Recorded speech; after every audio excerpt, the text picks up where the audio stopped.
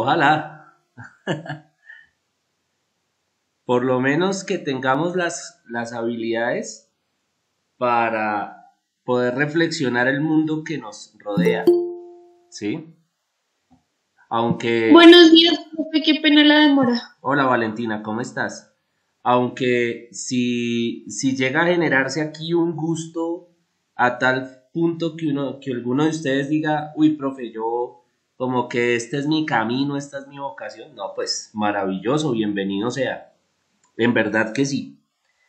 Bueno, muchachos, entonces el tema de hoy es bastante especial porque ya es prácticamente el inicio del camino.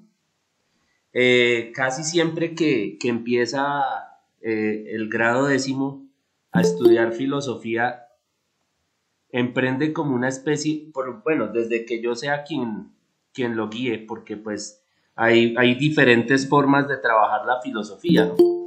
Pero digamos que sin olvidar lo que hablamos en clases anteriores acerca de la forma en que hacíamos filosofía, las actitudes, el tipo de saber filosófico, sus características, como lo mencionamos de pronto en clases anteriores, eh, iniciamos un camino que es más o menos de unos 2600 años, es un viaje como en el tiempo el que se hace, pero antes de hacer ese viaje en el tiempo, sí es importante que nosotros nos remitamos a nuestros orígenes, o por lo menos a la forma en que se explicaba ese origen. ¿Sí? Acabo de enviarles a ustedes sí, es una pequeña hojita, una foto al grupo. Voy a tratar de hacerlo así, darles como un referente, sobre todo pensando en aquellas personas que no se conectan acá. Sin embargo, pues es una hoja donde habla de algunas características que tiene el mito, ¿sí? Y es importante que nosotros tengamos muy presente que el mito es esa forma de explicación de la realidad que se dio en esa etapa infantil del ser humano. Ah, dice Andrés que la foto se ve borrosa. Listo, ahorita les envío otra foto. Bien, muchas gracias, Andrés. Bien, una forma de explicar la realidad que no solamente fue exclusiva de los griegos, sino que también fue, digamos, como la parte más importante, el arraigo cultural que puede tener cualquier pueblo sobre la faz de la tierra, se fundamenta en el mito, ¿sí? En, yo sé que, por ejemplo, en español y literatura, allí se trabajan algunos mitos, que el mito de Yurupari, se trabaja que el mito de los mayas, se trabaja de pronto algún mito muisca o algún mito aborigen, de pronto alguna mitología egipcia, de pronto alguna mitología celta. O sea, todos los pueblos de la tierra tienen sus explicaciones mitológicas. Las religiones, las grandes religiones como tal, esos son conceptos que vamos a ir nosotros estudiando también. Vamos a ir mirando esas características explicativas de grandes religiones, sobre todo cuando lleguemos a la parte en que el pensamiento occidental griego se encuentra con la filosofía por allá, cuando terminemos toda la filosofía griega nos vamos a dar cuenta de que hay una fundamentación mitológica, ¿sí? En algunos conceptos. Es importante que nosotros no veamos el mito como una forma de explicar la realidad para gente ignorante o para gente que no tiene criterio, para gente que no sabe leer y escribir, para gente que no tiene ciencia. Digamos que esa sería como una forma prejuiciosa, ¿sí? Y poco profesional, por decirlo de alguna manera, para poder entender el mito. El mito como tal tiene una riqueza y tiene una simbología. Sí, Ricardo, buenos días. Tiene una... No, soy Fabián. Ah, Fabián, ¿cómo estás? ¿Ibas a decir algo, Fabián? Sí, profe. Pero bueno, un ejemplo, ya refiriendo a eso, no ser ignorante y eso, pues porque no me gusta, porque no todos saben leer, no todos pueden ver, pero un ejemplo hay uno cómo se expresaría para que las personas que no saben leer o no entienden muy bien las cosas, cómo haría uno para hacerles entender lo que es la filosofía. Uy, Fabián, excelente. Me encanta esa pregunta. ¿Quiere que le diga una cosa, Fabián? No es por echarle cepillo, pero es de las mejores preguntas que me han hecho en una clase. Muy bien, Fabián. Mira, la respuesta es demasiado amplia, pero te la voy a resumir en lo siguiente. Recuerda que la filosofía como tal, filosofar como tal es una actitud, y es una actitud que es connatural a la especie humana. Entonces, ¿eso qué quiere decir, Fabián? Y para todos, quiere decir que hay una disposición natural, una disposición del espíritu para plantearnos preguntas fundamentales. Y fíjate que las preguntas surgen sin necesidad de saber leer y sin necesidad de saber escribir, porque muchos de nuestros abuelos, nuestros ancestros, nuestros antepasados, no sabían leer ni escribir y sin embargo hacían unas reflexiones muy profundas de la realidad. Entonces, hay algo que debemos recordar. Y Sí, porque dime, antiguamente Fabián. no se sabía contar ni nada y eso ¿Cómo? uno les da un billete y, ay, tanto, y tengo que dar de vueltas tanto. No te entendí la pregunta, qué pena. Que sí, pues porque como antiguamente los abuelos casi ni tenían estudios y nada, y eso uno les decía, voy a ir a comprar tanto, bueno, ¿me tiene que Mm, traer? Fabián, no se te entiende, se te escucha entrecortado. Qué pena contigo, se te escuchaba entrecortado, no se te pudo entender.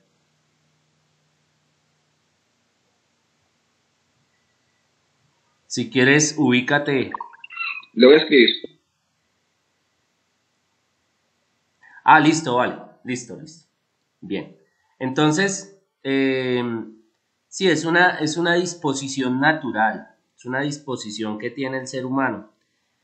Y de hecho, la cuestión de que se haya explicado esa realidad a partir de mitos en la antigüedad, eh, para que ese mito se lograra conservar en el tiempo, se requería de algo que se llama la tradición oral.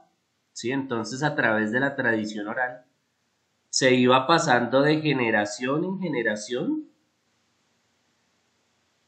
esa información y esa información era lo que constituía la mitología para un pueblo, la identidad, los rasgos propios de una población que se identificaba con ello, ¿sí? Entonces, digamos que esa manifestación de la mitología, esa presencia del mito en los seres humanos es lo que va constituyendo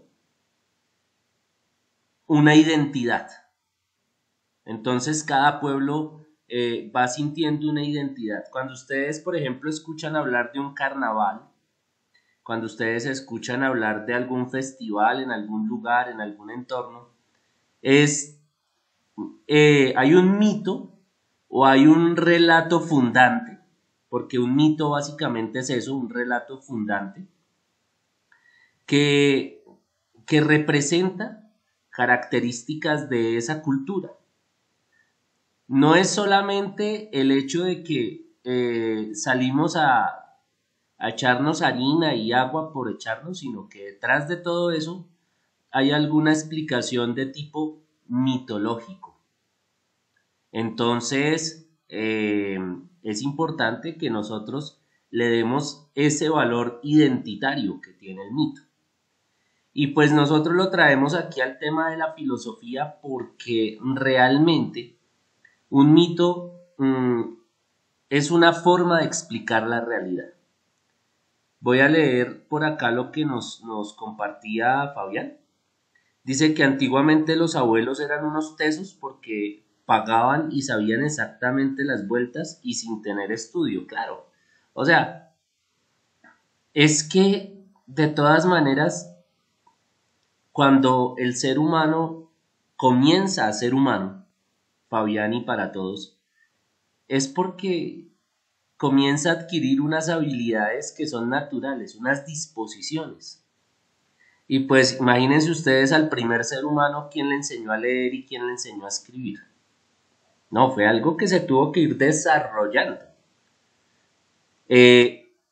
La historia... O sea, todos lo tenemos que desarrollar.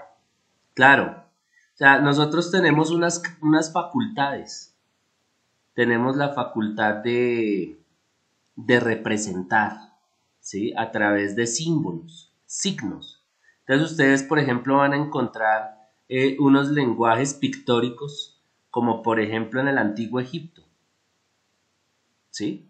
Y entonces, cuando ustedes se ponen a mirar esos jeroglíficos, van a encontrar allí todo un lenguaje que les va a permitir entender de cierto modo todas esas creencias, todas esas costumbres, todo ese estilo de vida que se tenía en aquellos siglos.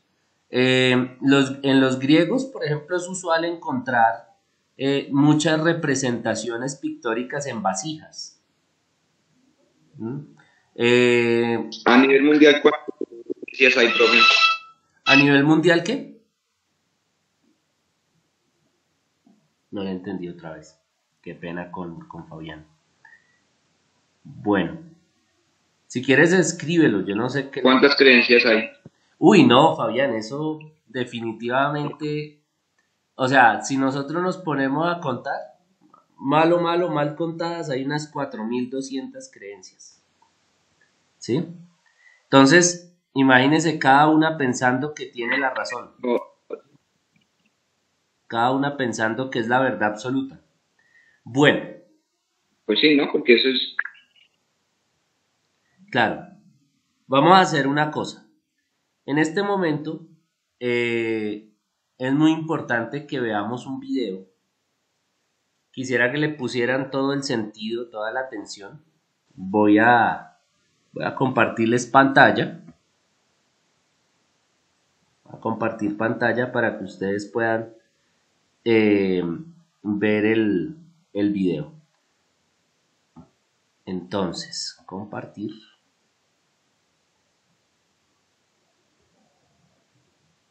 Quisiera saber si ahí están viendo el compartir de pantalla. Sí. Gracias. Sí, señor. Listo, perfecto. Entonces, vamos a ponerle todo el sentido, toda la atención al video, ¿sí? Y posteriormente, pues, hacemos como unas intervenciones al respecto. ¿Listo? Por acá. La Olimpiada Filosófica de Madrid. Quiero dar las gracias al equipo que lo ha organizado, encabezado por Esther García Tejedor. La charla ha sido cancelada debido a la crisis sanitaria. En su lugar, he hecho este breve vídeo resumiendo algunos de los puntos de los que os tenía pensado hablar. También quiero agradecer a Marta Domínguez que nos haya regalado el dibujo que os muestro en pantalla, en el que vemos en un aula a Sócrates y Atenea, una figura filosófica y otra mitológica que ilustran perfectamente el tema de la Olimpiada, que es el poder del mito. Número 1. El mito del paso del mito a logos. Si has estudiado historia de la filosofía, es muy probable que uno de los primeros temas que hayas tratado haya sido el llamado paso del mito a logos. La realidad se explicaba mediante relatos imaginativos hasta que llegaron una serie de pensadores que sustituyeron los mitos por la razón. Me atrevería a decir que el paso del mito a logos es a su vez un mito o una caricatura. No existe un cambio abrupto y claramente diferenciado entre la especulación información mítica y racional. Más bien coexistieron durante siglos, complementándose e interrelacionándose. En los mitos subyace racionalidad, no son meros relatos imaginativos. Contienen imágenes, símbolos, alegorías, metáforas y todo tipo de expresiones sensibles del pensamiento. En autores como Homero y Hesíodo encontramos un verdadero esfuerzo de especulación y brillantes consideraciones sobre la condición humana, la cultura, las adversidades, así como temas éticos obviados por los primeros filósofos que, como sabéis, se centraban fundamentalmente en encontrar las formas primordiales del mundo físico. El mismo Platón recurría a elementos míticos como la figura de Demiurgo y otros para desarrollar su pensamiento. Una buena muestra la encontramos en la obra El Protágoras, en la que reflexiona sobre el mito de Prometeo. Número 2. Prometeo. Platón nos cuenta que Epimeteo, el despistado, era responsable de atribuir las distintas cualidades a los distintos animales, olvidándose del ser humano.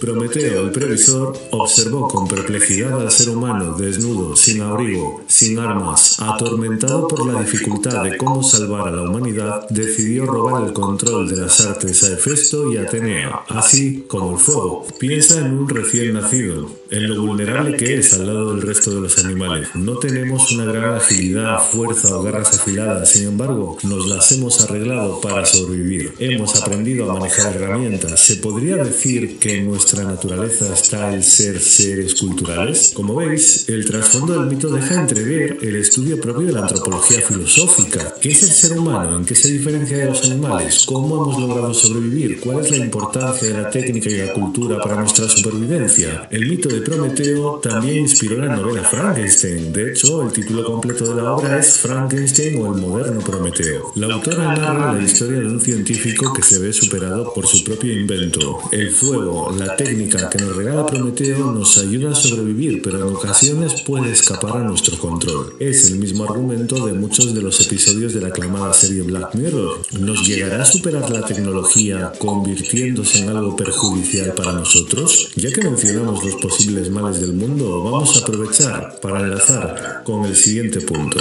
Número 3. El unboxing de Pandora. Zeus se enteró de que Prometeo había irrumpido en el Olimpo y planeó un castigo. Logró que Epimeteo se casara con Pandora a pesar de las advertencias de Prometeo, quien sabía que era una trampa. Pandora encontró una caja sellada. Sentía curiosidad por saber lo que contenía y la abrió, dejando salir todos los males del mundo. Pandora abre una caja y es responsable de todos los males. Eva come del fruto del conocimiento y es responsable de la transmisión del pecado a toda la humanidad. ¿No veis un patrón? La mitología reproduce estereotipos machistas. Otro ejemplo es el de Medusa, una de las 3 gorgonas que fue violada por Poseidón. Atenea, furiosa, castigó a Medusa transformándola en un monstruo. Afrodita, que envidiaba su pelo, lo transformó en serpientes. Medusa se quedó embarazada de Poseidón, quien envió a Perseo armado con una espada, un casco de invisibilidad, las sandalias con alas de Hermes y un escudo con un espejo para evitar la mirada del monstruo. Perseo le cortó la cabeza a Medusa mientras dormía. Medusa es violada y la responsabilizan del abuso que sufrió. ¿Os suena?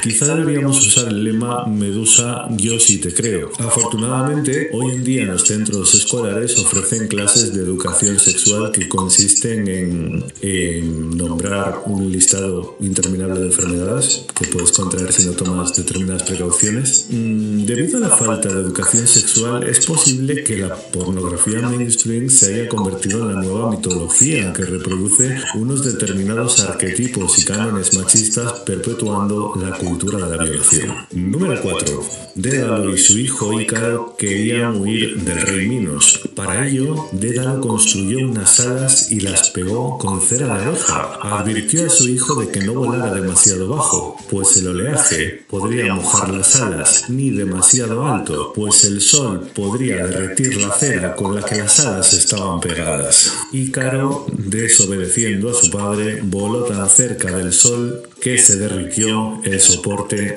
de las alas. Seguro que este mito se ha recordado a la noción de justo medio de Aristóteles. Qué difícil poner límites a tu vuelo. Si tuvieras alas, ¿te sucedería lo mismo que a Ícaro? Número 5. Poder del mito para evaluar nuestra calidad moral. Anillos de invisibilidad. En la República, Platón se pregunta cómo actuarían los justos y los injustos si recibieran el poder del anillo de Giges, un objeto objeto que te vuelve invisible. Si pudiéramos actuar sin temor a ser descubiertos, ¿haríamos el bien o nos aprovecharíamos de la situación para delinquir? Si somos de la clase de personas que solo cumplen la ley o la moral por temor a ser castigados o porque buscan un beneficio, nos aprovecharemos de la situación. El mito del anillo invisible ejemplifica perfectamente el imperativo hipotético y categórico kantiano o las posiciones internistas y externistas en filosofía y moral. El argumento del Señor de los Anillos es parecido. Qué fácil resulta sucumbir al poder. Qué pesada es la carga del anillo. Podemos preguntarnos cuál es la relación entre poder y corrupción. Número 6. Las Ménades. Zeus nombró dios del Olimpo a Dionisos, el dios de la desmesura, las orgías, el vino. Orfeo, hijo de Apolo, símbolo de racionalidad y mesura, se negó a aceptarlo. Dioniso, furioso, envió a sus seguidoras las Ménades a que lo descuartizaran. Nietzsche, como sabéis, se inspira en este mito. Cree que la filosofía debe encontrar un equilibrio entre lo apolíneo y lo dionisíaco. Otros filósofos, como Hegel, han utilizado mitos como el de la lechuza de Minerva. El filósofo dice que la lechuza de Minerva solo alza su vuelo al anochecer. ¿Qué querrá decir Hegel con esta frase? ¿Solo se puede filosofar sobre aquello que ya ha sucedido? ¿Se referirá a que la filosofía necesita oscuridad para desarrollarse porque cuando todo está claro no es necesario dudar ni pensar? Número 7. Mitos económicos y sociales. Que el sistema económico imperante en nuestras sociedades se considere justo depende de la creencia en la meritocracia. Esto es la idea de que cada cual está en el puesto que le corresponde en función de su esfuerzo personal. Llevándolo al extremo, si vemos a alguien rebuscando en un contenedor y asumimos que la meritocracia es cierta, daremos por sentado que esa persona está ahí porque no se ha esforzado lo suficiente. Al contrario, si un empresario de 27 años es director de un fondo inmobiliario con 37.000 propiedades, diremos que se lo ha ganado a pulso con su esfuerzo personal. Autores como Marx criticaron duramente la meritocracia. Joseph Stiglitz, premio Nobel de Economía, afirma en la obra El precio de la desigualdad que el 90% de los que nacen pobres mueren pobres por más esfuerzo o mérito que hagan, mientras que el 90% de los que nacen ricos mueren ricos independientemente de que hagan o no mérito para ello. Si llegamos a la conclusión de que la meritocracia no tiene base alguna, tendremos que replantearnos la justicia de nuestro modelo económico y quizá buscar una evolución del mismo en aras de la justicia social. La noción de patria de los diferentes pueblos suele incluir un universo simbólico y un imaginario mítico, historias glorificadas, épicas y heroicas, en definitiva, elementos simbólicos que no sé si podrían resistir un análisis histórico imparcial. Número 8. Mitos para manipular. Sócrates criticaba a los sofistas porque no se ceñían a la verdad, sino que la degradaban enseñando aquello que deben de acuerdo a la necesidad de quien les paga. ¿Os suena de algo? Bulos ha habido siempre. Ahora lo denominamos posverdad, la era más allá de la verdad, refiriéndonos no solo a que se emiten bulos, sino a las condiciones materiales actuales en las que se difunden. La diferencia es que ahora las noticias falsas se propagan con una facilidad mucho mayor. Además, hay empresas dedicadas a la creación de perfiles psicológicos que buscan obtener el máximo rédito electoral mediante la difusión de información falsa personalizada. Vivimos en la era de la posverdad. Es más importante que nunca que desarrollemos nuestro sentido crítico para evitar ser manipulados. Pseudoterapias.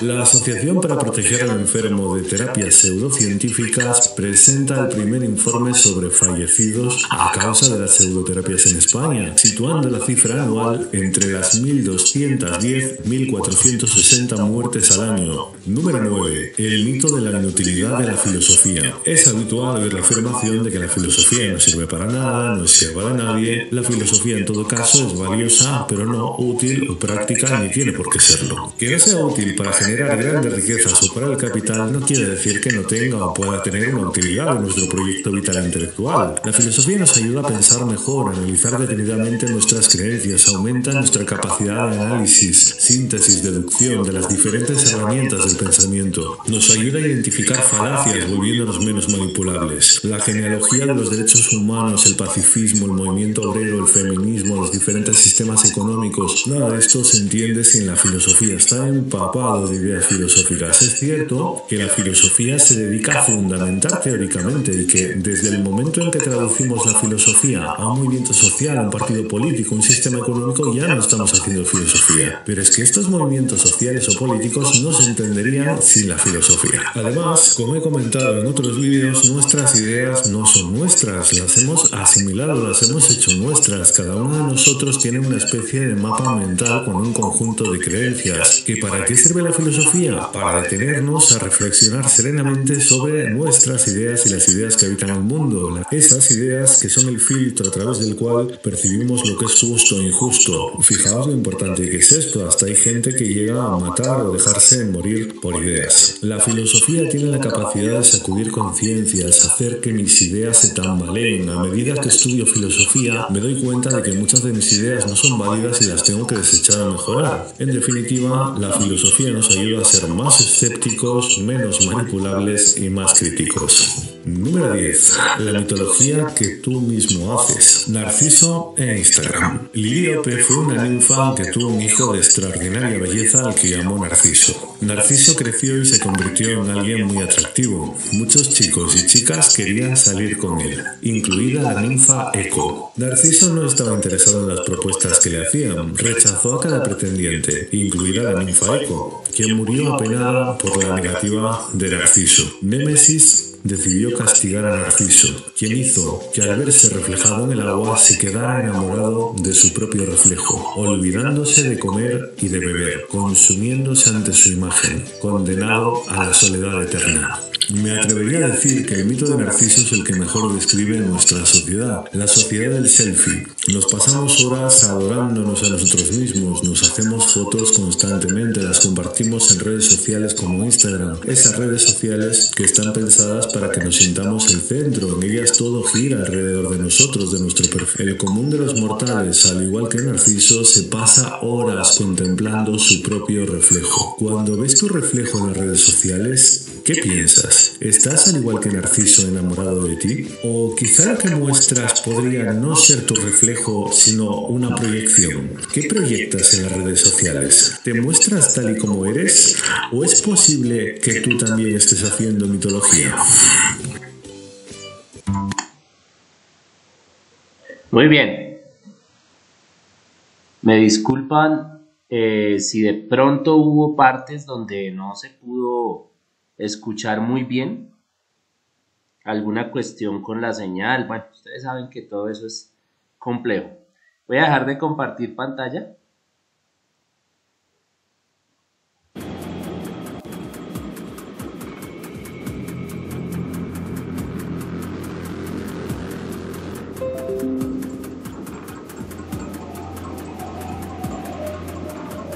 Bien.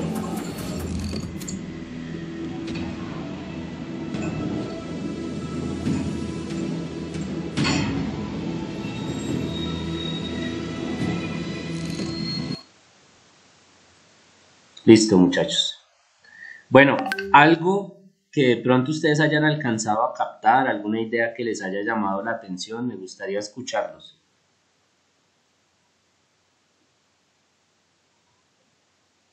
Profe, Sí, Fabián. ¿cómo se llama el video? Pues para verlo otra vez, ya cuando tenga el tiempo, porque a veces hay un poquito entrecortado y casi no entendí. Sí, qué lástima, hombre. Eso sí es cierto. Mitología y filosofía, el poder del mito. Sí. Ok, gracias. Listo, vale. Profe, yo creo que una de las cosas que más me llamó la atención fue lo último que dijo al final. Que dijo al final sobre Sobre el mito, se me olvidó el nombre del personaje, pero que se enamora de su reflejo. excelente, claro, Narciso. Narciso, sí señora, sí, Narciso, hay una historia bien emocionante alrededor de Narciso, ya se las voy a contar, porque pues hoy el tema es dedicado a los mitos, ¿sí? Entonces, resulta que, bueno, todo comienza, les voy a contar el mito como aparece en un texto que se llama Por todos los dioses, es un texto de mitos griegos. La cuestión es la siguiente. Zeus, dios de los cielos, un eterno seductor, o sea, el tipo era un picaflor, o sea, este dios le encantaba estar seduciendo a las chicas, a las diosas, a las semidiosas, a las humanas, ¿sí? Él se la pasaba en eso, aparte pues de sus labores como dios de los cielos, ¿no? Resulta que Zeus pues tenía una esposa, nombre Hera, ese Hera va con H, y uno de los servicios a los dioses era tocar la cítara, ¿sí? Era tocar la cítara. Entonces hay una chica que se llama Eco. Entonces resulta que Eco tocaba la cítara, esa era como su función. Pero Eco tiene su cuento con Zeus. Y pues Hera se da cuenta y como esposa celosa que es, eh, digamos que le confiere una especie de maldición, por decirlo de alguna forma. Y la maldición que le confiere a Eco es jamás poder hablar por sí misma y repetir siempre lo que los demás dicen. Ah, ustedes ahí van entendiendo ya algo, el por qué el resonar de nuestra voz en un espacio abierto. Digamos, estamos en un bosque, grito, por ejemplo, Fabián, ¿sí? Entonces como que se va replicando como ese sonido. Entonces ese es el origen del eco, el origen mitológico, ¿no? Porque pues la física les dará otra explicación a ustedes. En fin. Dice Juan Monroy, yo vi ese mito en quinto. Claro, es un mito bien popular, ¿no? Pero termino la idea. Entonces, el mito resulta, pasa y acontece que esta chica Eco era amante, bueno, la pareja del señor Narciso. Y resulta que cada vez que Narciso le decía algo, pues ella pues lo repetía porque ella no tenía la capacidad para hablar por sí misma.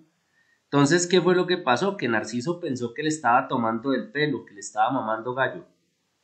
Y resulta y pasa que pues Narciso la abandona y Eco pues muere en un bosque abandonada y digamos que su espíritu es el que está en los bosques. Cada vez que uno repite una palabra, grita a alguien, grita algo, se replica la voz gracias al espíritu del eco.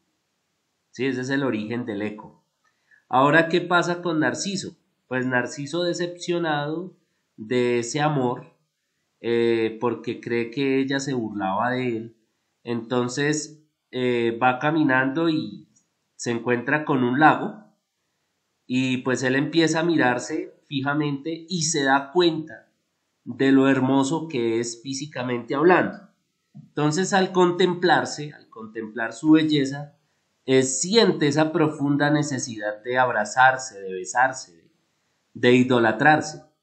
Entonces en ese momento él, ¿qué es lo que hace? Pues él se lanza sobre su reflejo y pues obviamente que como cae en el agua y se ahoga.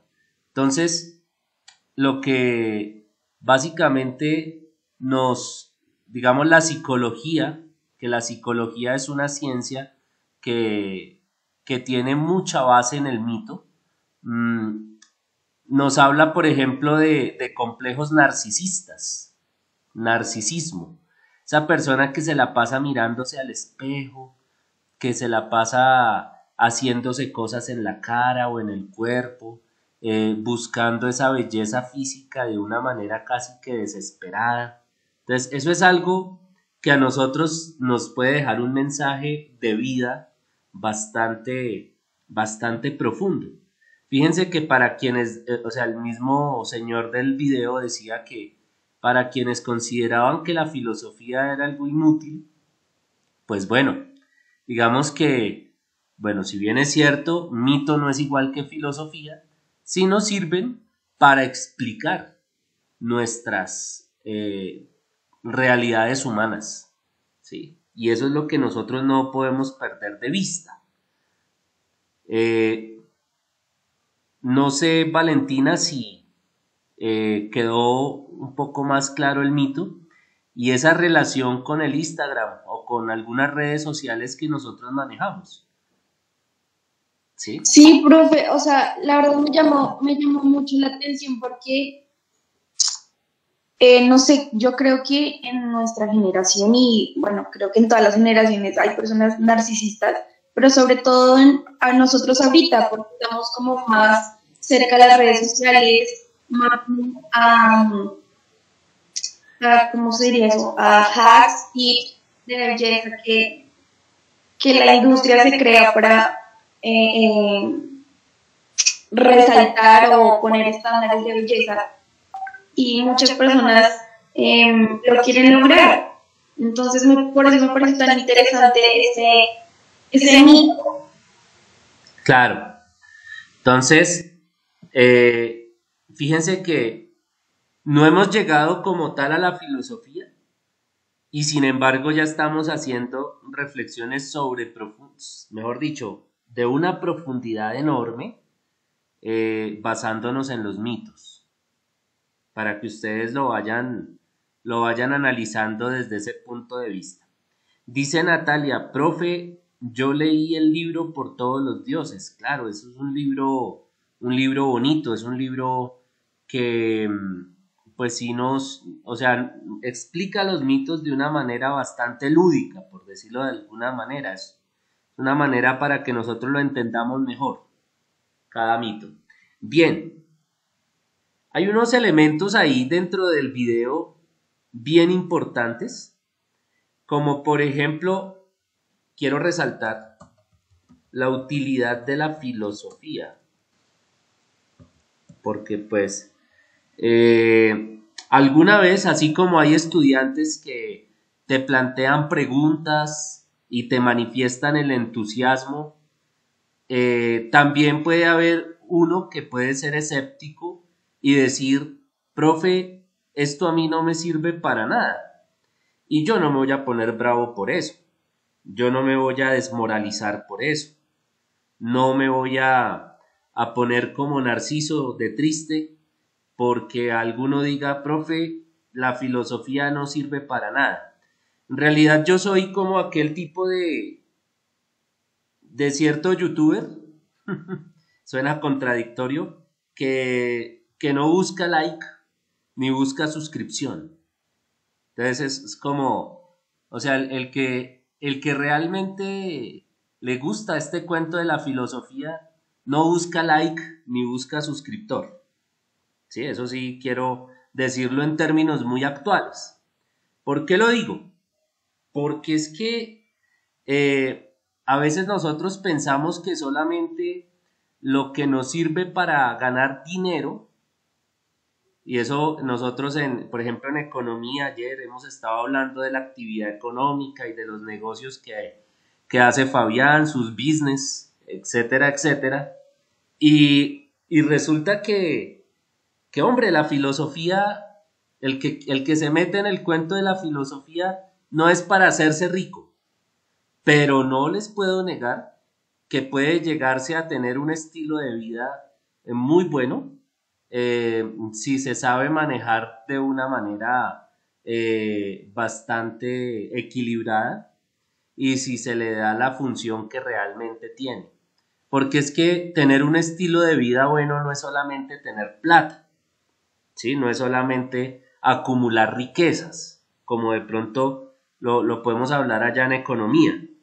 No, realmente la filosofía te da todo un criterio sobre la existencia misma, te ayuda a consolidarlo. Y la verdad es que ese criterio que cada uno logre consolidar vale mucho más que el oro, mucho más que los diamantes, ¿sí?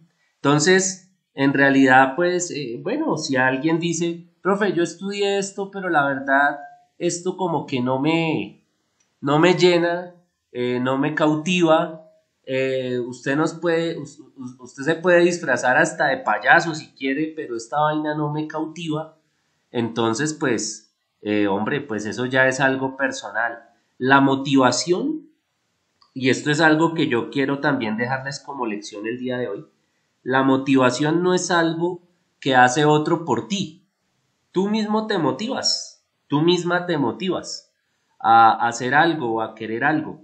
Porque si tú estás esperando que alguien te motive, entonces quiere decir que todo lo que estás haciendo realmente no es importante para ti. Entonces, hay que darle como ese valor a las cosas, pero ese valor surge desde adentro. No puedo esperar a que otro me lo haga ver o que otro me lo haga sentir, porque pues la verdad es que sería complejo esperar eso todo el tiempo, porque uno vive la vida de manera individual. Podemos estar en grupo, podemos estar en familia, cuando tengamos la alternancia podemos estar varios en el salón de clases, pero finalmente cada uno es el que decide qué quiere hacer con su vida. Está la familia es muy bonita, la familia apoya, pero la familia no determina ni tus creencias, ni tus sentimientos, nada. Eso es algo tuyo. Y el amor por la filosofía, ¿sí? El amor a la sabiduría es exactamente igual, funciona de esa manera, ¿sí? Entonces, claro, la filosofía no puede buscar ser útil al modo de una industria inglesa, de la que de pronto podemos hablar por allá en economía. No puede ser la filosofía útil en el sentido en que haya una empresa de filósofos y entonces haya comercio de filosofía y se venda filosofía y se compre filosofía. No, tal vez en ese sentido, digamos, el que está buscando esa utilidad de la filosofía está en el lugar equivocado, está cómoda vivienda, ¿sí? Tendría que más bien dedicarse a otro oficio. La filosofía como tal, si digamos buscamos la utilidad, estamos cayendo en un funcionalismo. ¿Qué es el funcionalismo? El funcionalismo es que yo accedo a las cosas, terriblemente también lo aplico a las personas, como que accedo a las personas, porque me sirven para algo, en tanto me sirven para. Y resulta que la filosofía no es solamente una ciencia de servir en el sentido servil, ¿no? No, con filosofía se puede ejecutar un servicio mucho más humanístico, un servicio para el espíritu, para la conciencia, para esas capacidades naturales que tenemos los seres humanos. Allí, en este momento en que nos empezamos a ser conscientes de ello, es cuando empezamos a superar algunos mitos, como por ejemplo el mito mismo de que la filosofía no sirva para nada. En el momento en que yo comienzo a preguntarme, oiga, mi vida hasta el momento ha sido así porque he tomado estas decisiones, porque yo he decidido hacer de mi vida este valle de lágrimas, este caudal de sufrimientos y este arroyo de lágrimas, porque yo mismo he hecho que esto pase de X o Y forma y no me he puesto serio con la vida. Eso puede pasar. La filosofía comienza allí a tener una labor, fíjense, porque es como una especie de despertar de conciencia. Empieza uno a sacudir el interior, que era finalmente lo que hacía Sócrates. Eso nosotros lo vamos a hablar en clases posteriores. A Sócrates le interesaba mucho que la persona internamente se estremeciera. Las preguntas nos pueden surgir por lo que vemos afuera, por cómo vemos las estrellas, por cómo vemos la naturaleza. Allí nos surgen las preguntas por esa experiencia exterior, pero finalmente la pregunta ¿de dónde sale? De adentro. Entonces por eso ese adentro es el que hay que empezar a darle una mirada mucho más profunda, una mirada mucho más amorosa, si se quiere. Estamos acostumbrados a tener respuestas afuera. No, lo que la ciencia diga. Si la ciencia dice que no existe vida después de la muerte, entonces no existe vida después de la muerte. O sea, siempre estamos dependiendo del criterio de otro. Que si la ciencia dice que, por ejemplo, el cáncer no tiene cura todavía, entonces no tiene cura. Si la ciencia dice que no hubo una humanidad antes de esta humanidad y ya hubo de pronto un fin del mundo y empezó otra especie, si eso no lo logra comprobar la ciencia, entonces no es así, no existe. Entonces hay que tener mucho cuidado con eso. La filosofía nos puede empezar a abrir esas puertas, nos puede llegar a dar ese tipo de desbloqueos. Y el mito como tal cumplía una función bien interesante, porque aparte de ser el relato fundante de cada pueblo, también les daba unas pautas de explicación, una manera para poder entender la realidad. Y en ese proceso, como ustedes apreciaron en el video, hubo una coexistencia entre lo que era el mito y el hecho de filosofar. Allí hay toda una experiencia de coexistencia. No es que, oiga, todos creían en Zeus y de un momento a otro empezaron a creer por allá en el agua y en el apeirón y en el átomo, como lo vamos a ver con los filósofos presocráticos, ¿sí? Ya en la próxima clase. O sea, definitivamente esas cosas no pasan de manera automática. Esas cosas pasan de forma, digamos, contigua. Hay una coexistencia allí. Y puede que en esta época en la que nosotros estamos, siglo XXI, donde tenemos todas las redes sociales a nuestra merced, donde tenemos constantemente fake news, como se decía en el video, las famosas noticias fake, noticias falsas, estamos en una época de cambio, en una época de transición. O sea, este siglo es bien especial. Esta experiencia que nosotros estamos viviendo en este momento histórico está rompiendo paradigmas, ¿sí? Esta experiencia es única. Fíjense ustedes, empezar, por ejemplo, ahorita, y Valentina Romero lo puede decir, es muy extraño hacer una campaña política, por ejemplo, desde la virtualidad, cuando de pronto lo tradicional era que el personero, el candidato a contralor se iba para un salón y pues hablaba con sus compañeros y lograba manifestar su expresión, podían hacerse muchas cosas en la parte presencial. Resulta que pues no, este año pues la experiencia ha sido así, ya llevamos casi un año en esta experiencia, pero iniciar un año lectivo de esta manera pues es algo sui generis, es algo completamente atípico, y ese tipo de circunstancias nos pueden hacer pensar, oiga, esta vaina está cambiando, el mundo como tal, la realidad está teniendo una transformación. No sé qué vaya a pasar en el 2022, 2023, qué nuevas cosas vengan para la humanidad, pero lo que sí es cierto es que este siglo no es igual que el siglo anterior. Aquí están pasando cosas desde nuestro juicio, podemos decir raras, extrañas, atípicas. Podemos nosotros decir esas palabras, pero quizás pueden ser mucho más reales de lo que nosotros nos podamos imaginar. Y es un momento en donde realmente la conciencia tiene que abrirse. Y la filosofía, como tal, si hablamos de una utilidad de la filosofía, aunque la palabra es fea, la palabra a mí no me gusta, que decir que algo es útil es que simplemente me sirve para un fin determinado y luego chao, como que la desecho. La filosofía no puede ser útil solamente en ese sentido, porque la filosofía nos acompaña hasta la tumba, ¿sí? No se les olvide esa expresión. La filosofía nos ha de acompañar hasta la tumba, porque la filosofía no es algo de desechar, porque es espíritu en sí mismo, ¿sí? Y ese espíritu da vida, ese espíritu mueve conciencias. Entonces, allí es donde realmente quiero yo enfocarles un poco, que realmente la filosofía tenga ese objetivo. Ay, profe, ver todos esos filósofos ahí, que el uno que el arjé, que es el agua, que el otro que es el aire, ¿eso para qué sirve? Esa es la pregunta de más de uno.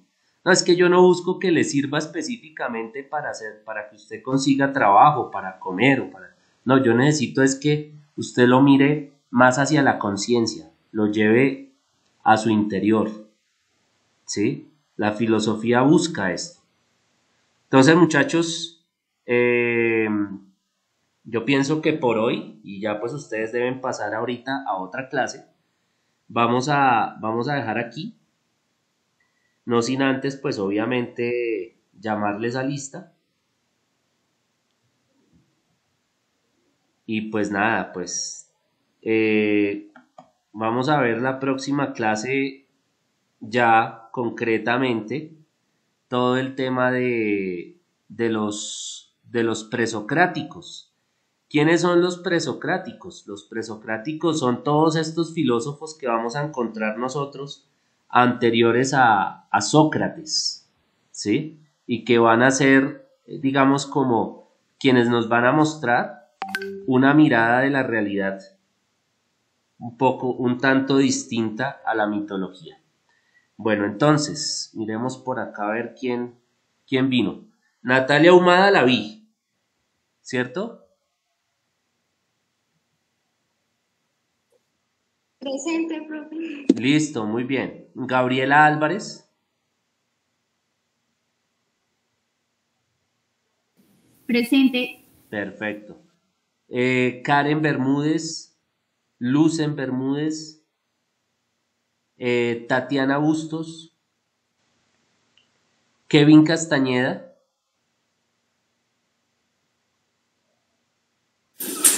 Presente. listo.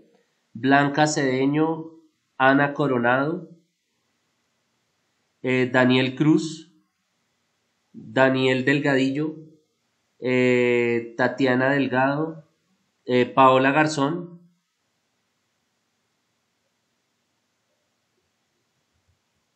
Juan Pablo Giraldo,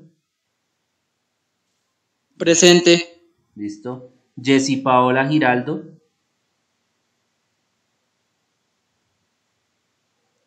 Presente. listo. Cristian Gómez, Carlos Guerrero, José Fabián Gutiérrez. ¿Sí él es? Presente. Listo. Presente. Juan Camilo Gutiérrez, Omar Herrera, Steven Mancipe, José Orlando Martínez, Presente. Miguel Presente, Ángel, profesor. listo. Juan Vicente Mojica, Presente, profe. listo. Juan Andrés Monroy,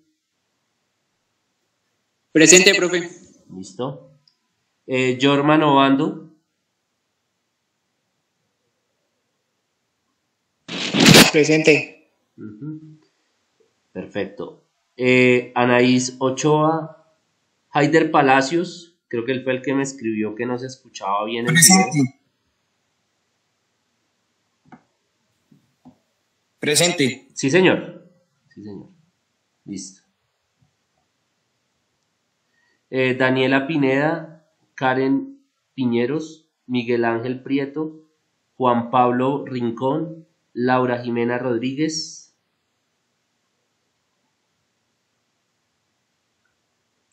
Norbey Rodríguez, Brian Rojas, Angie Daniela Rojas, Valentina Romero, Juan David Romero. Presente, profe. Listo, vale. Juan David Romero, Andrea Sánchez, Daniela Santamaría, María Camila Sarmiento. Presente. Sarmiento, ¿cierto? ¿O Santa María? Santa María. Listo, ¿vale? Jimena Tavares.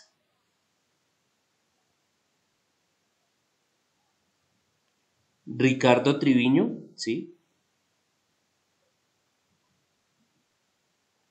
Bien. Urrego, Jamie Paola Velázquez y Freddy Ricardo Zapata. Bueno, listo. Entonces, muchachos, yo los dejo ya para que vayan ustedes a su próxima clase. Muchas gracias por la asistencia. Nos veremos cuando, mañana, creo, o el martes, el jueves, no me acuerdo. En fin. Gracias a usted, profe, que tenga buen día. Listo, muchachos, feliz día. Chao, profe.